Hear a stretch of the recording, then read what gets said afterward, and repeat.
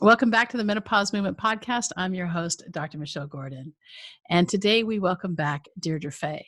We are in the midst of a crisis here in America and throughout the world with COVID-19. And I wanted to talk to Deirdre about how to manage our triggers. Deirdre is a licensed clinical social worker and the author of 2 books. She's also working on a third. And one of the books is a textbook that is used worldwide to help people with trauma and attachment issues live in their own skin. She's also the co-author on a third book that has won awards for treating attachment disturbances. And she's currently working on the next book called Your Love Compass, 7 Steps to Inner Security and Solid Relationships. Deirdre lived for 6.5 years in a yoga ashram where she learned the profound practices of meditation and body presence.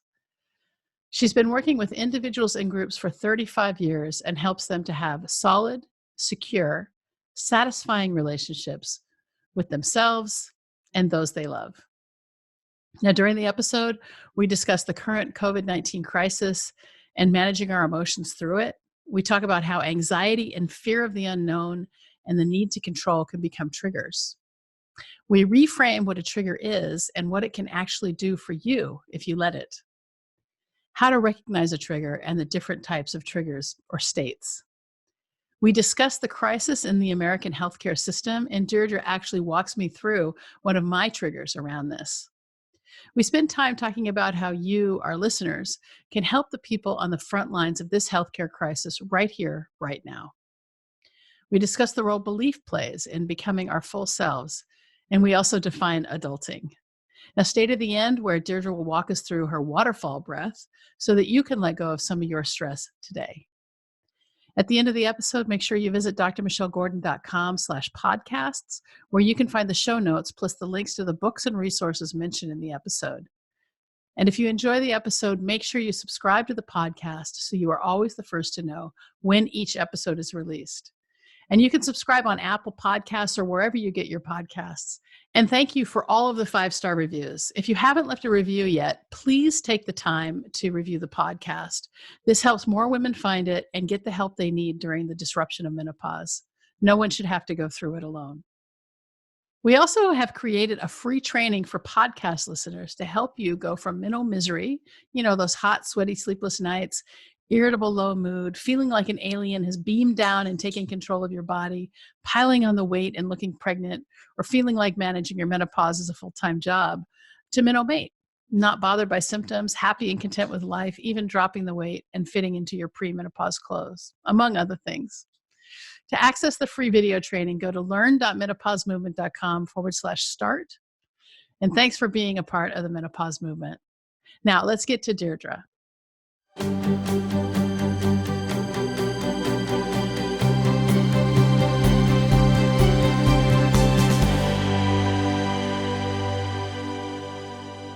Deirdre, welcome to the Menopause Movement Podcast again. Always great to be with you, Michelle. Happy to have you back. So, all right. So the last time we talked about, relationships and self-discovery and living an untriggered life. And we find ourselves in the circumstance of physical distance. And we kind of really need to pay attention now. I think it's important being cooped up with people that we love, but don't usually see all the time. And, what I wanted to have you come back and talk about is, what are some coping strategies for those of us who can't leave, and maybe just give us some help because, people who are. You're saying that, Michelle, because the truth is we can't leave our own physical presence anyway, right? We're all stuck inside of ourselves.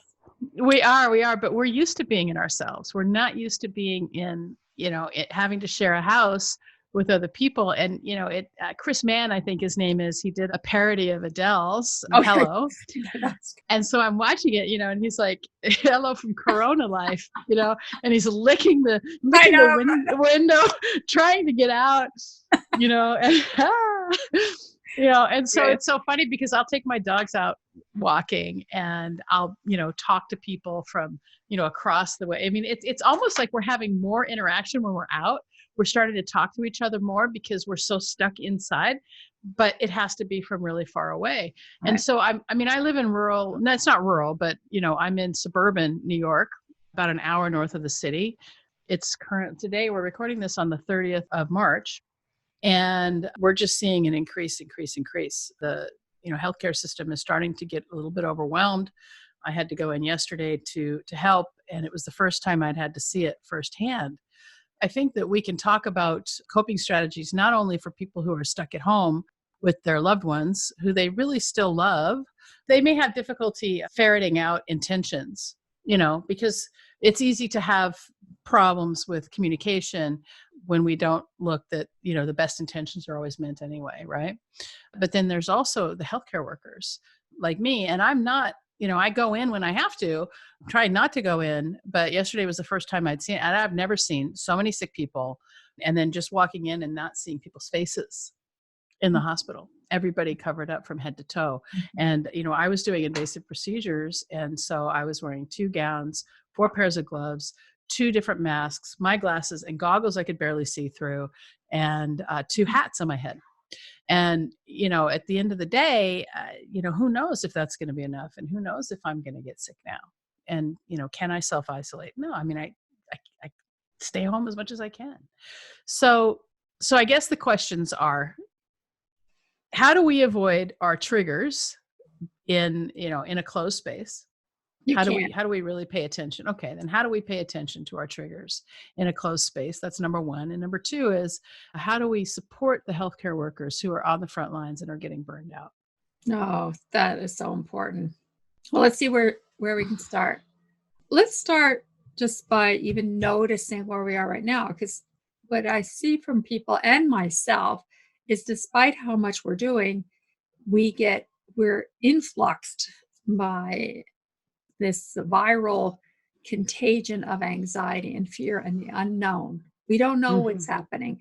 And so our body is holding that. So first and foremost, I think it's so important to let go of stress. And we know that the longer we hold the exhale, the smoother the exhale is, the more we engage the parasympathetic. But what I've also seen beforehand is that people just need help, like taking a breath in and letting it go. So I started calling it the waterfall breath, breathing in. And at the top of the inhalation, just like let it go and just let it flow out. Let it just not try to control it. Just let the breath fall out. And then there's a natural inclination to inhale again. So that breath of breathing in, just letting go, like sighing, or like the movement of water over the cliff. It's just an important way of letting go. Because right now, part of what's happening is we're trying to control our lives and our bodies because it's stressful.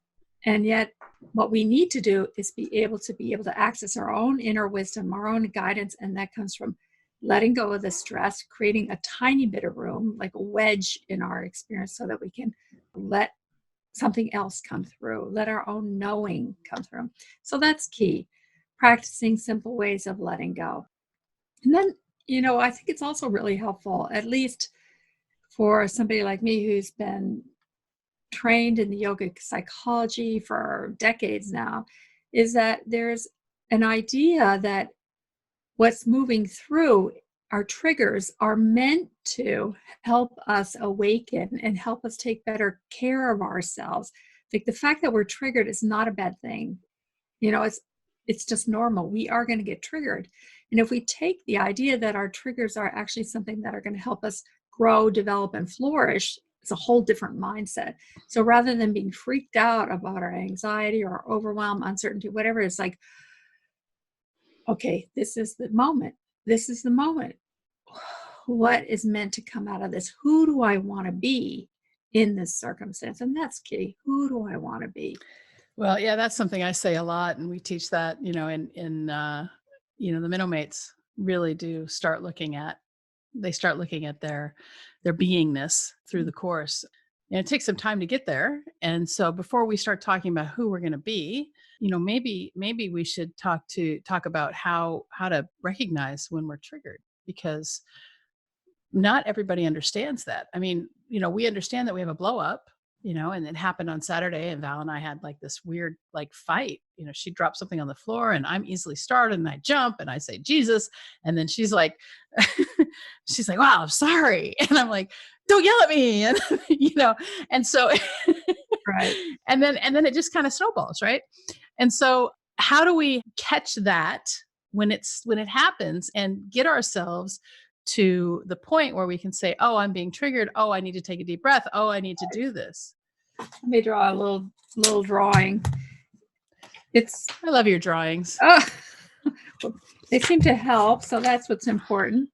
So one of the ways we now look at triggers is that, are we inside what we call the window of tolerance? That's Dan Siegel's words. And when we are like in a normal everyday life, we're just kind of cruising through and life is fine. We have a coherent breathing, coherent system inside. Everything is moving well. But what happens is when we get triggered, we can either be here hyper aroused, or we can be hypo aroused, shut down. These are the two main. There's also freeze. But what we can begin to see is, when am I holding my breath? When am I tightening? When are my muscles tight? When am I ruminating? We start looking at, what are my thoughts? What are my feelings? What are the sensations in my body? If I'm up here, how do I slowly bring myself back into here? And if I'm shut down because it's too overwhelming, how do I begin to move my way back in here? And there's simple body movements we can do. Like if we're hypo aroused, shut down, it's like, what's it like to just begin to move, like the spine just beginning to undulate a little, or moving your hands like in the air, or imagining you're in the water, and you know how there's the resistance of the water to your hand. You just start enjoying those simple movements. That's one way to bring ourselves back gently into this. If we're hyper aroused, we might need to do some grounding. We might need to feel, for me and the people I work with, it tends to be in the spine or in the heart or the belly.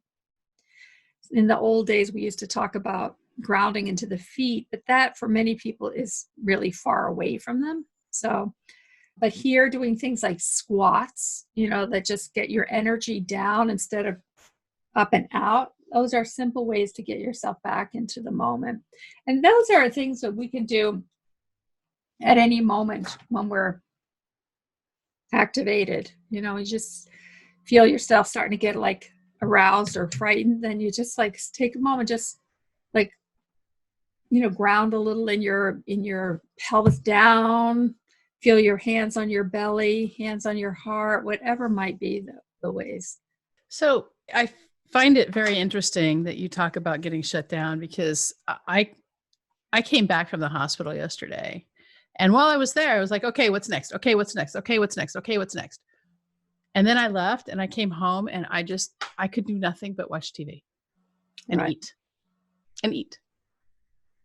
And I ate things I don't normally eat. I ate a bowl of pasta. I ate, like cauliflower pizza. I ate garlic nuts. I mean, I ate things that, and I don't do that. I don't usually eat my feelings. And so in terms of, being shut down, are you saying something simple like going for a walk or taking the dogs out or something like that? Could be rolling on the ground, and just could be getting on, an exercise machine. It could be, what do we call those things with the rope? But, jump rope? Jumping jacks and jump rope. Anything that moves energy. Right? Okay. But, but what happens is when we're in that state, the last thing we want to do is I couldn't. Everything. I canceled my exercise. I was supposed to do a bike workout, and I ended up doing it this afternoon. But I even sent my coach a text. I said, I can't do anything. I can't even think. I mean, this is overwhelming. It's overwhelming, because one of the reasons, and I had a Facebook Live that I spoke about this, we're used to having an algorithm. We're doctors. And so, this happens, and then we follow this protocol, and this happens, and that follow that protocol. And this disease, this is upending everything we know, because we don't know, and we're not able to treat it. And all we want to do is make people better, and at the same time, in the beginning of the epidemic, in America, when it really started, we had hospital administrators telling us that we couldn't wear our own masks into the hospital, and telling us that it scared the patients, and there was no concern for the human life of the people who are giving care. Right. And so we're really in a place where, if you're a doctor and listening to this, or if you're a nurse practitioner or somebody who is on the front lines of healthcare, now is the time to take it back. Now is the time for American healthcare to get taken back by the people who provide it. 73% of the spending in American healthcare has gone to administrative bloat. So it's not that, it's the insurance companies like to say that it's the doctors are charging too much and the hospitals are charging too much. And it's not that. It is administrative bloat. It is health insurers who call any payment a medical loss. It is health insurers who are causing, who are for profit and are all about bonuses on Wall Street. So, I could go on. I won't. Well, it's important. And it's not just here in the US. I hear the same thing in the UK with their health system. Right. But the health system in the UK, at least they pay taxes for that. True. And, so it's a different situation where I don't know about the administration of it and it's socialized. So, we have a very different system here. And, I don't know enough about the NHS to actually speak to it. But what I can say is that it's working for the people there. So, it works. And I'm not one, I'm a business person. I've run a surgical practice for 15 years. I'm not one to say that we should have socialized medicine. I don't have the answer. But what I do know is that it's time for the leaders, business leaders who are doctors, to rise up and take control. Whether it'll happen is another story. And well, people like you are speaking out. Other doctors are, and that's important. We need the scientific information. Yeah. It's just, and then I'm seeing reports that health insurance prices may go up by 40% because of Corona. So imagine, as a small business owner and health insurance for my employees, the prices are set by the state. They're going to just completely price me out of the market. If I had to pay an extra 40, 50% for that, I wouldn't be able to offer that for my employees anymore. So it's real, there's, all of the bonuses that have been paid over, all of these years by United Healthcare, which is publicly traded, and, the others that don't want to pay us, we have to, for anybody who's listening, just in America, let me just talk about the business for 1 second. I didn't know we were going to go here, but the business of medicine in America is that we provide a service, okay, and you're paying your insurance company to pay us back, but we don't get paid for 3 months. So the service is provided at the place of, when you're sick or when you go for your well visit or whatever, and then we submit billing to the insurance company on your behalf, and then the insurance company tries not to pay us. And I'm still getting paid on claims from 2015. All right. So I just want people to understand that the insurance companies exist to not pay your claims. And so this is why the system is so broken. I guess that's a trigger for me. Well, rightfully so. Yeah. Too, Yeah. But here's one of the things where we all have to gain an awareness is when we feel ourselves starting to spin into a trigger, is to notice the reaction in our voice, in our body, in our response. Not like we shouldn't be reactive, not like we shouldn't get triggered, but just notice it so that we can then be like, oh, there it is, I'm triggered. That little moment when we're like, oh, I got it. Yeah. Yeah. Yeah. Oh my gosh. Right. Like you just did. I guess I'm really triggered about this. Right. And then once we have that moment of awareness, we can help start lowering the arousal so that we can be in a more steady state. And we need to have our steady states right now so that we can help other people. Right. We need to. Otherwise, we're going to be doomed. So what is a steady state? Let's talk about steady state. That's the one in the middle, right? Right. Where we're not triggered and we're going with the flow. And in the yoga tradition, what would you call that? Is there something yogic about that untriggered state? No, I don't know that there is a particular word. We're letting the prana move through us without inhibition.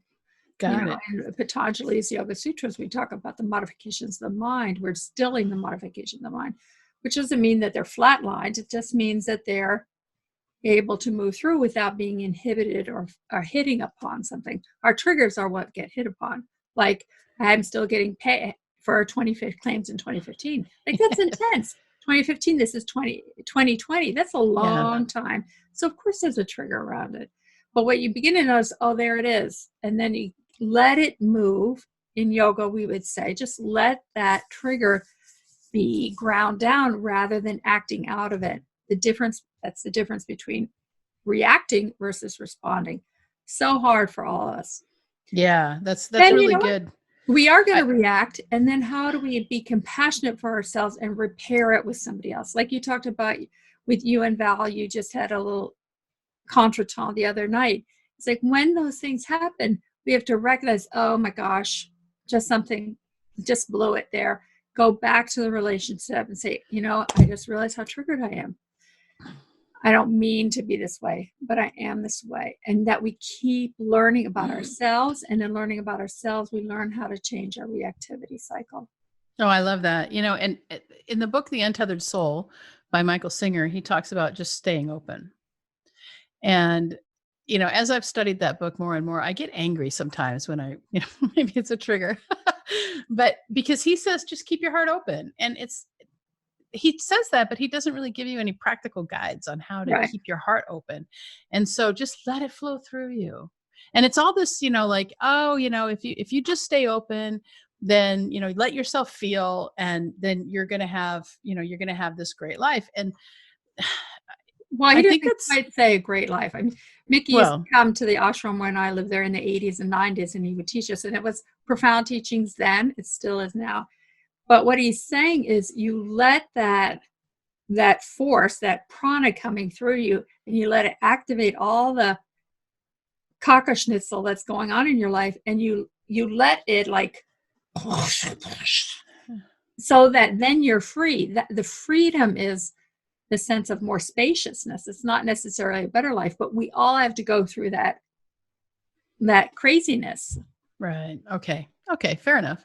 So now that we've talked about, recognizing triggers and doing the waterfall breath, what can we do for our colleagues, our friends who are in healthcare? How can we help them other than by, staying home and, not touching our faces and, being careful when we go out 6 feet away, all those things that they're telling us that, is going to continue and probably a lot longer than April 30th. So because what I anticipate, and I hope I'm wrong. I really do. I hope I'm wrong. But, Italy, we're 2 weeks behind Italy, and Italy got, overwhelmed, and they're still, seeing a lot of cases. So in and I'm in New York. And so New York is the epicenter for the US, but that's not to say that it's not going to be exactly the same in California when we start to see how widespread this really is. Right. So when the healthcare system is that overwhelmed, and today I got a text from a colleague who is a gynec. Okay. So she does gynecologic oncologic surgery. So for female organs that have cancer, she's the surgeon. She's managing vents. She's doing ICU care. And so if there was a meme that was, floating around the internet, stay the fuck home, or else you're going to have a GYN managing your vent. Well, that's happening now. And the hospital where she works has 50 vents. They're full. They can't have any more. And she's doing ICU shifts. How do we support her? How do we support the nurses who are doing double shifts, the pharmacy techs who are dropping off the drugs, these are people who are not trained psychologically to be at war. Right. This is war. All right. So what's happening in you as you're talking about it? I had this, I get an overwhelming sense of sadness and futility and fear. Those are the things that come up for me.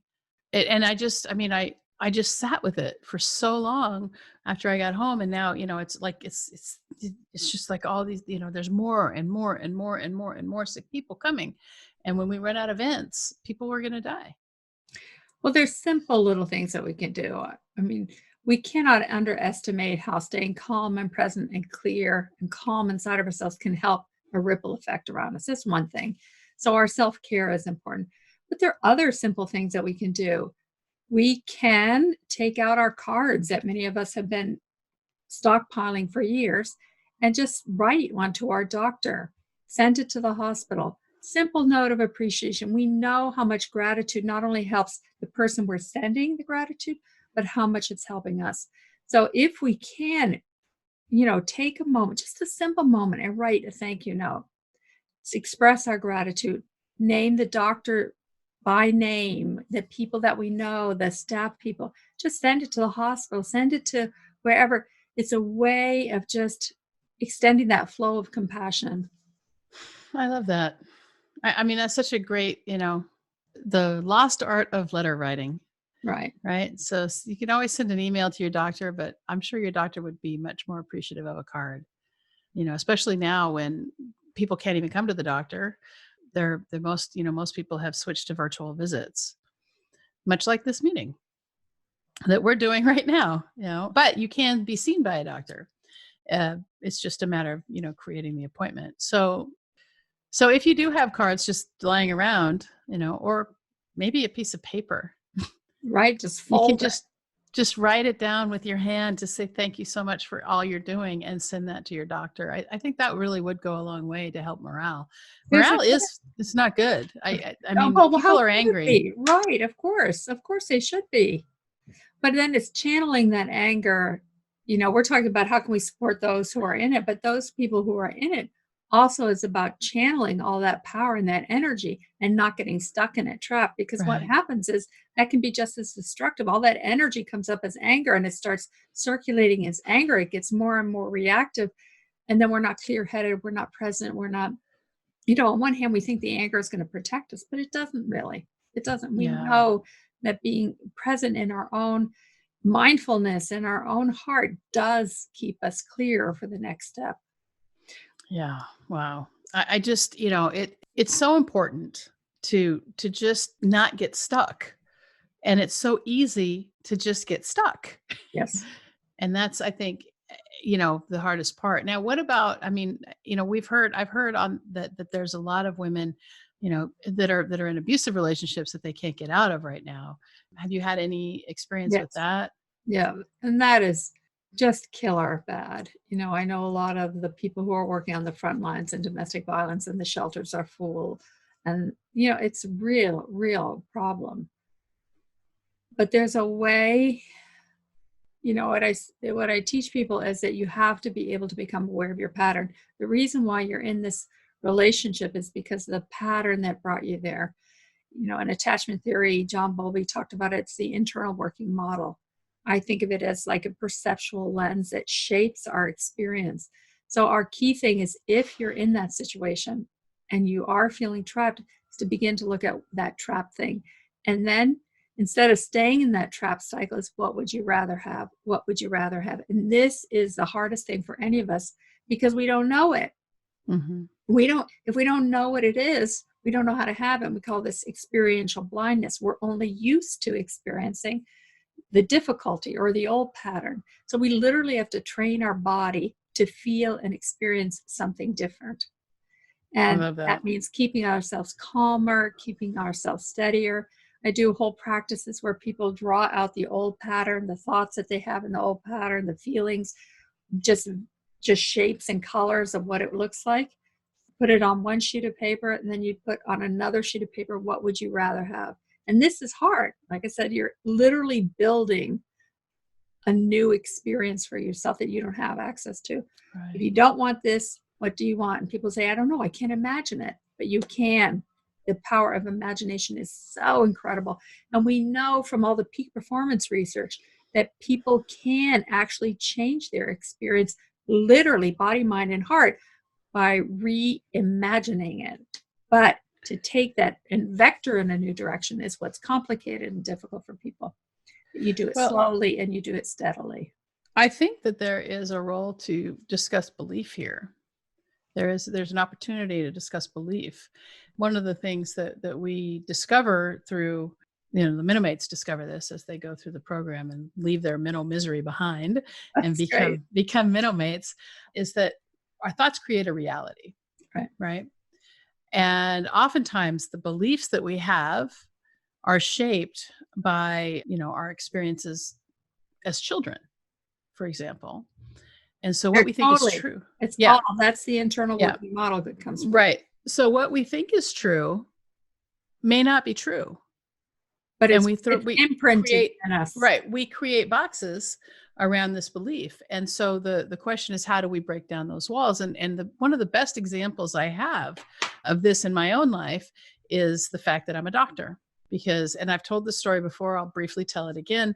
When I was 5 years old, and I recently found this out maybe, 8 months ago or something. So I had two uncles who were doctors, and my mom made a statement. They're doctors, they're rich. They're doctors, they're rich. And my 5-year-old brain didn't have the experience to understand that my mom was mad my dad didn't make enough money for her. And I decided that the only way I was going to make money was to be a doctor. And so what did I do? I studied music. I studied, English, which I love, right? I love writing. I love music. I was a singer. But I took a math class. I took a trig class, and I scored it. And I said, oh, I'm not so dumb. I'm going to be a doctor. And my subconscious mind had a job from 5 years old to get me to become a doctor. And I entered medical school at age 31. And I graduated my residency at age 40 because I had to be a doctor to make money. So the moral of the story is that our subconscious mind is super powerful, and the beliefs that are imprinted on us, as you say, or the beliefs that we create as children of what we know to be true, all of it is malleable. And, unless it's true 100% of the time, it's a story. So, well, I want to be cautious there. It's not all malleable, but what it can be is that we can shift and change. Like somebody who doesn't have your intelligence can't, for whatever reason, understand math, could not be doing what you're doing. So, perhaps. I mean, I understand what you're saying there, but the point I'm trying to make isn't really about, whether I'm a doctor because of a story or whether anybody could become a doctor, which I think anybody could because it's not that hard. But the bigger issue here is to have people start to look at the things that they believe that are 100% true. Right. Because unless it's true 100% of the time, it's not real. And my favorite example is gravity. Always falls at 9.8 meters per second squared, depending on where you are on the Earth, obviously, based on the magnetic field. However, gravity will always suck. Okay, that's not going to change. So that's a true law, right? There's not a whole lot of other things that are absolutely true 100% of the time. And that's where I think. Well, where I maybe frame it as that we are designed to be our best selves. Okay. And that we are designed to contribute and participate fully in the world. And the early imprinting, the beliefs that we form out of our early years are what shift that capacity to be our full selves and limit us. And our task as adults is to be able to clear that limitation. The child's developmental task is to be able to absorb information from the outside and build a self inside. But our task as an adult is totally different. It's not to live out of those old experiences, but to say, okay, I choose X. I choose to be my full self in whatever way that shows up. And so again, it's a vectoring issue. How do you change the course instead of being caught in what can often be a victimized cycle for people? Well, this is great because you just defined adulting. Right. And it's so funny because I see Facebook posts from my millennial friends who, will say adulting at its finest, and they're doing their laundry or they're doing, paying their bills or whatever. And adulting is like examining your beliefs. I mean, at its core, right? And does this belief serve me? And is it helping me to become my best self? I mean, I think, if you want to define adulting, that might actually be it. There you go. So I kind of love that. And it's taken me, this long to look at my beliefs. And, in the past 18 months, I would say my whole world has changed because I've gone from being an atheist back to believing in God. I've gone, which is like, I never thought that would happen. I've gone, to understanding that we are truly spiritual beings having a human experience, which is kind of what yoga teaches, when you read Patanjali and Yogananda, the thought leaders in yoga. And so it's really, really fascinating learning for me to become my best self. Right. And then on top of that, to realize where the humanity really takes over when I'm triggered and I'm kind of an asshole. Well, that's the gift of having some awareness, is that like when we're with our loved ones and they're irritated and we find ourselves get irritated, how do we pause in that moment and say, like, they're just doing the best they can right now? Yeah. Instead of being defensive, how can I see them as the best possible being they could be and give them a benefit? One of the things I teach about is the 7 foundational attachment needs. And one of them, probably the most elevated of them all, is not taking life personally. And that is so hard for most of us who've had difficulties growing up. We're used to being reactive and defensive against it. But what if we just let life somebody says something, we're just like, let it go through us. Like, we don't have a stickiness inside. That makes it a lot easier to be in relationship with people. It sure does. And I think for me, that what you just said is really the detachment from outcome. Mm-hmm. And I've been challenged in this over the past few months in different relationships, but in order to really start to see that I can't control somebody else, I can only control me. And my reaction to something is it. That's it. That's all I have control over. And allowing other people to be who they are without trying to control their reactions is super freeing for me. Yes. So detachment from outcome is really, really key. So I wanted to kind of end this by, if you could just walk us through the waterfall exercise, if that would be okay. Sure. Glad so to. that we could, get that benefit. Oh, my dog. Did you hear my dog? My dog that's so great. Let's go through the waterfall breath to kind of find some inner peace. So just by noticing your breath, don't try to breathe, just letting the breath come in and just let it out. It's like you're letting the breath come in, reaching the top of the inhalation, and then just let go. If you do a sigh, that's perfect. If you make any kind of sound, totally good. You're letting go of whatever was congested inside. So breathing in, just letting it go. Yeah, letting it go. Breathing in, and then letting it go. Is there any physical, like should we shake things off? Certainly, if there's tension, absolutely. Okay. But one way you also can do it is, once you have a little bit of the stress out, a little bit of the tension out, is then just begin to experience what happens with the exhale at the top of the inhalation and imagine it being a waterfall. Imagine your breath like invigorating your whole body.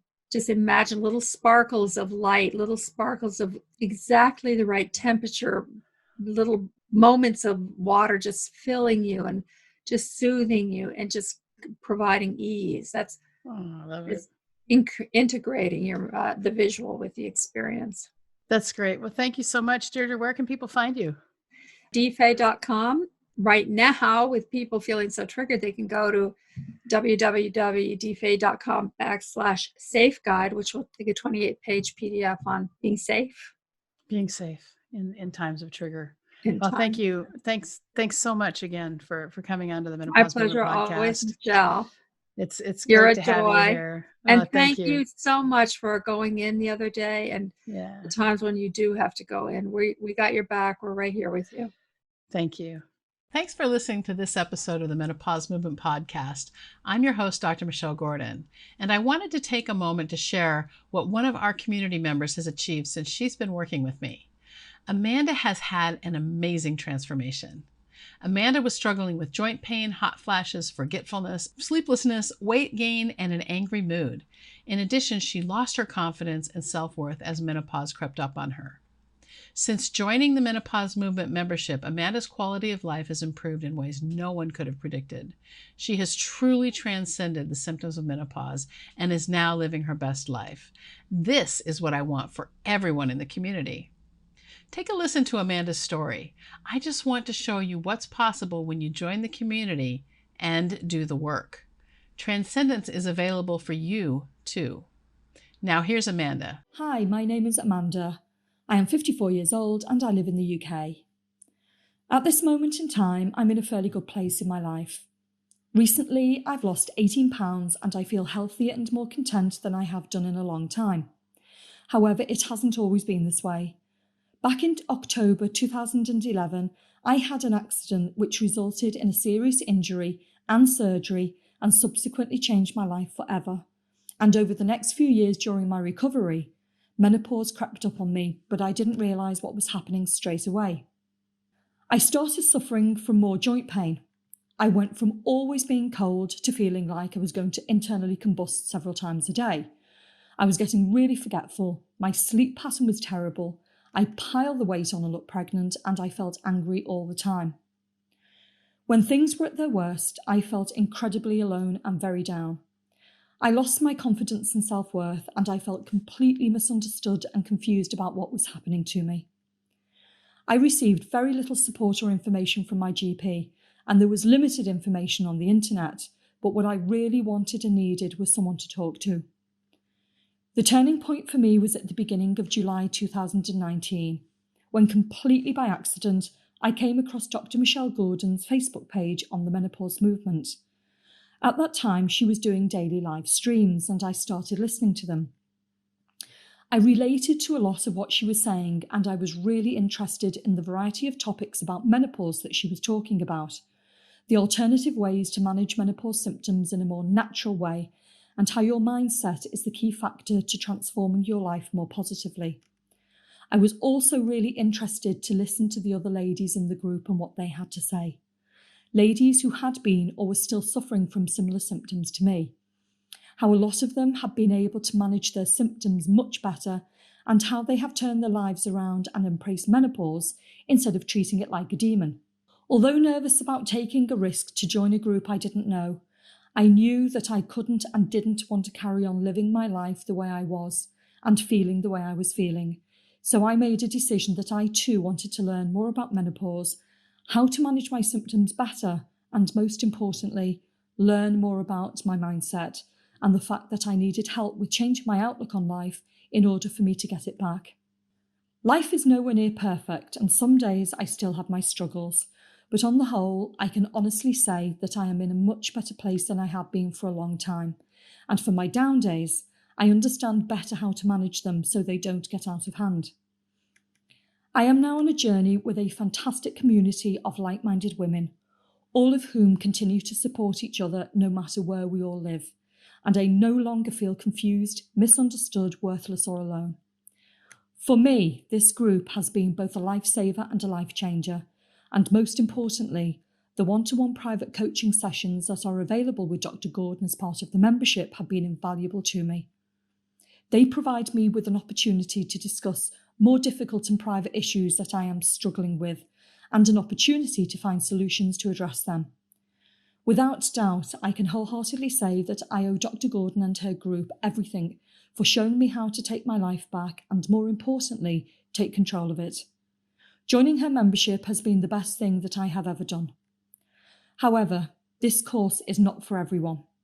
If you're looking for a quick fix that doesn't cost you any time, money or effort, then this is not the group for you.